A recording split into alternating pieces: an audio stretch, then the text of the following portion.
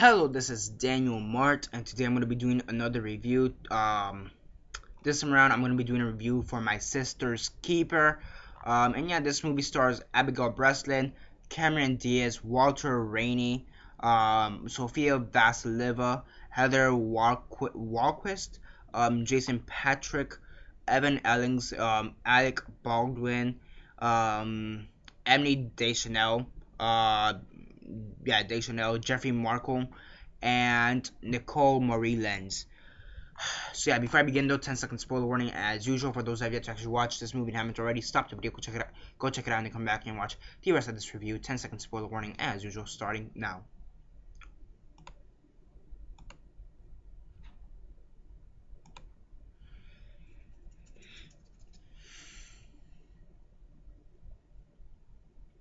Okay, so 10 seconds are up. So for those that have yet to actually watch the movie and haven't already, please don't comment down below or be messaging me that I never gave you a fair warning, because as usual, I did. So yeah, and basically this movie, you had this girl called Anna Fitzgerald. Basically, you have this girl, Anna Fitzgerald, and she has leukemia. It's type of cancer, so it's one of those type of stories. It's supposed to hit you right in the heart. It's really melodramatic to say the least. But whatever. You have this girl, Anna Fitzgerald, and she's trying to get medical emancipation. Basically, uh, basically, how do I say this? Her sister has leukemia, okay? And like her sister, her youngest sister, has leukemia, and Anna Fitzgerald, the main character, she wants to get medical emancipation. Basically, what that means is that she doesn't want her parents to use her as the guinea pig for her sister. Basically, like every other month, she has to donate blood to her sister, give her liver to her sister, guts to her sister, or she doesn't want to keep giving something to her sister, okay? And her parents, especially her mom, she says no, because you're supposed to love your sister and you have to do what I say. And it's a Cameron Diaz film. What do you expect? Cameron Diaz, she's not that good of an actress. She is good in some stuff, not this. Yeah, this movie was just eh.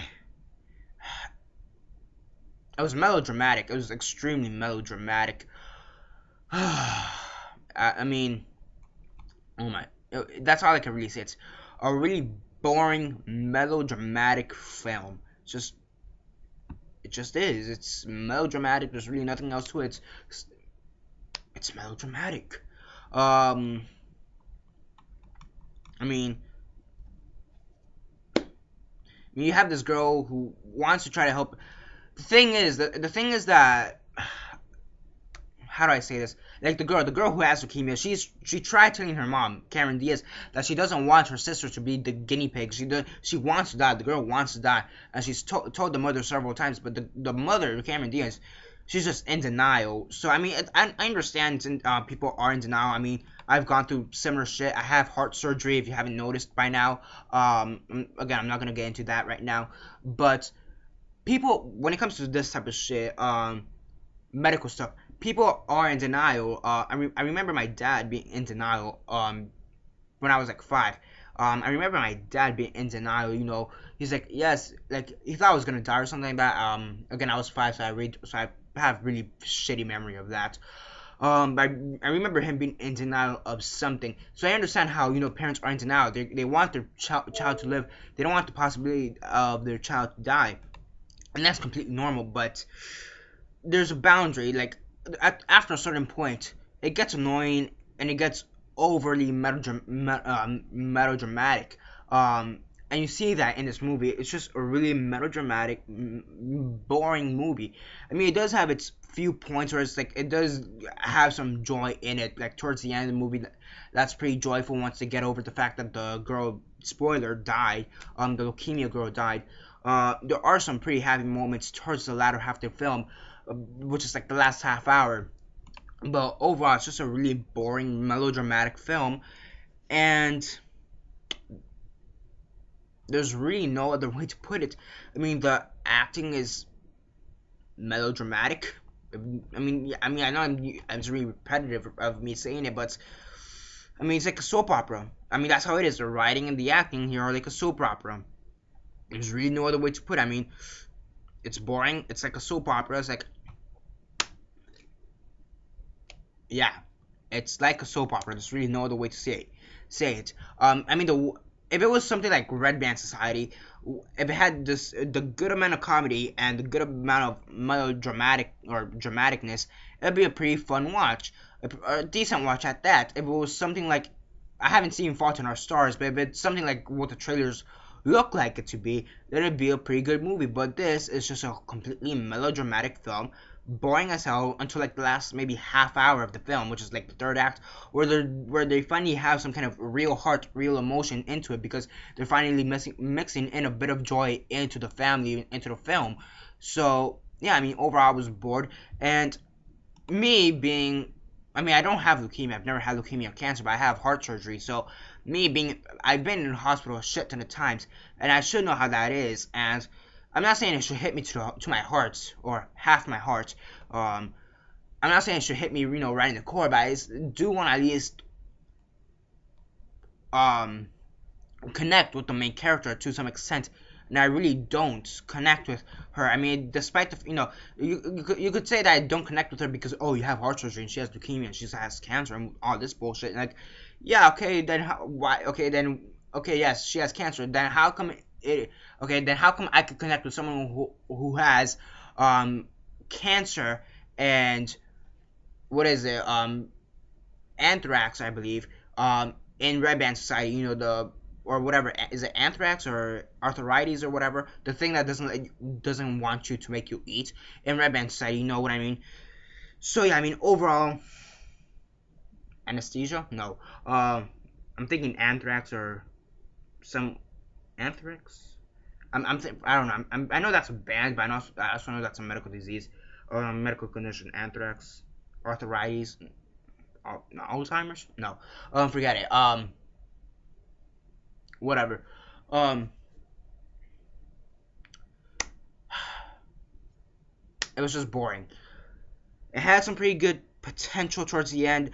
There was some decent acting, but for the most part, it's like soap opera acting. Like everybody was either over exaggerating or under exaggerating, over exaggerating or under exaggerating. And there's a difference between overacting and underacting. And there's a difference between that and over exaggerating and under exaggerating. Some people say there isn't, and I say there is a huge difference, because some people could be over exaggerating, yet be great actors, be great at the role they're doing, but some people could be overacting, and it just doesn't work out. Like here, you could be just like this. You could be over exaggerating and still be good, but you could be overacting and it's gonna be a shitty performance either way. Same thing, you could be underacting, you could be under exaggerating, yeah, it's gonna be a good performance, or it could be underacting, it's gonna be a shitty performance either way. So yeah, overall, really boring film. Had some touching moments throughout the movie, but that's all they were. Touching moments towards the end. Too little, too late. On a scale of 1 to 10, 1 being the worst, 10 being the best, and 6 being decent, I'd give it, yeah, I'd give it a 3 out of 10. It's a pretty melodramatic film.